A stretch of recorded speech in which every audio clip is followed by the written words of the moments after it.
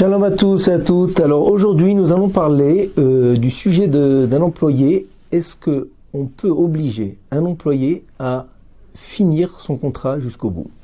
On va prendre un cas pratique. Une directrice d'école emploie des jeunes filles qui sont en vue de mariage, mais elles se trouvent très embêtées parce que très souvent, ces filles-là se marient en milieu d'année et quittent l'établissement parce que leur futur mari désire habiter autre part. Et cette directrice a pris l'habitude de faire signer les enseignantes un engagement, non seulement un contrat donc classique d'enseignante, mais elle rajoute dans le contrat que l'enseignante n'a pas le droit de se retirer en milieu d'année, elle doit finir l'année d'enseignement. Est-ce que cet engagement-là est valable d'après la Torah?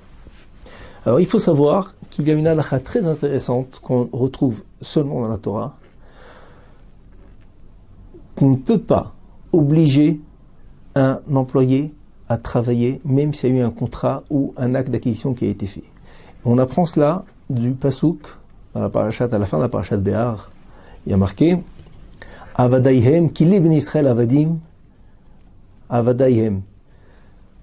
Nous dit la Gemara que dans ce pasouk-là, il y a écrit Kili ben Israël Avadim, les ben Israël sont mes serviteurs. De là, on apprend qu'ils ne peuvent pas être les serviteurs de mes serviteurs. La Gemara considère un employé qui ne dispose pas du tout de son temps, puisqu'il doit, pendant ce moment-là, être entièrement à la disposition de son patron.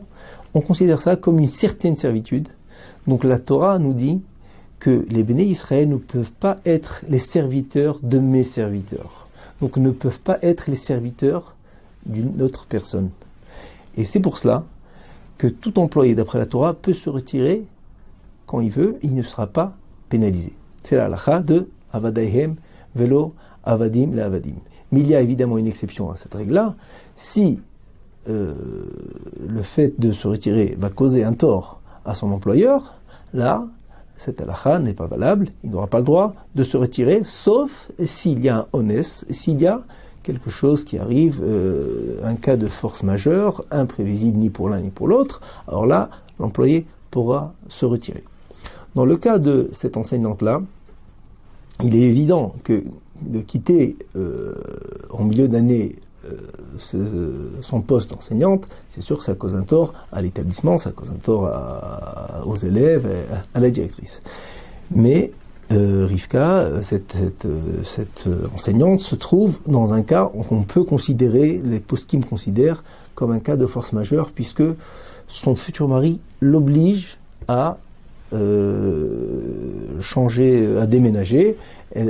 On va quand même pas lui demander de ne pas se marier avec son fiancé pour l'engagement qu'elle a vis-à-vis de la directrice. Donc c'est considéré comme un cas de force majeure pour elle. Et dans ce cas-là, elle devrait pouvoir se retirer.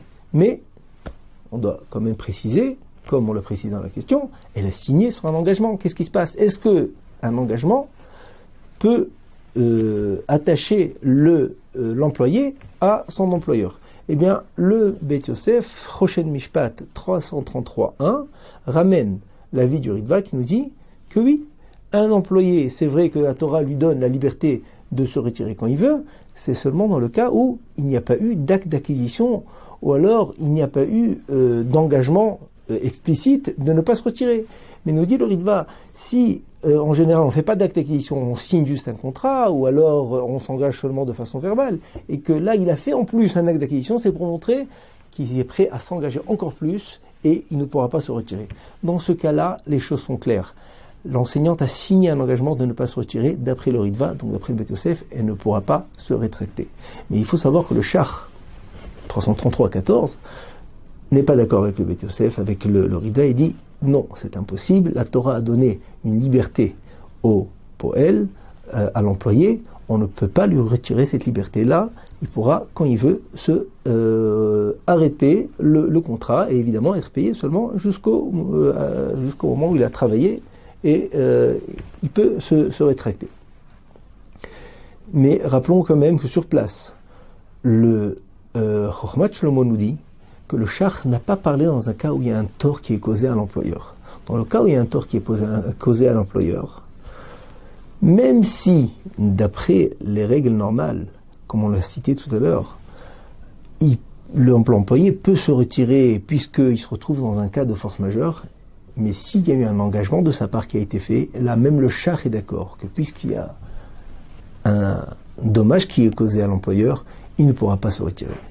Donc, dans notre cas, cette enseignante-là, aussi bien d'après le BTOCF que d'après le char, elle ne pourra pas se retirer puisqu'elle a signé un engagement à ne pas se retirer. Kol Touv et à bientôt.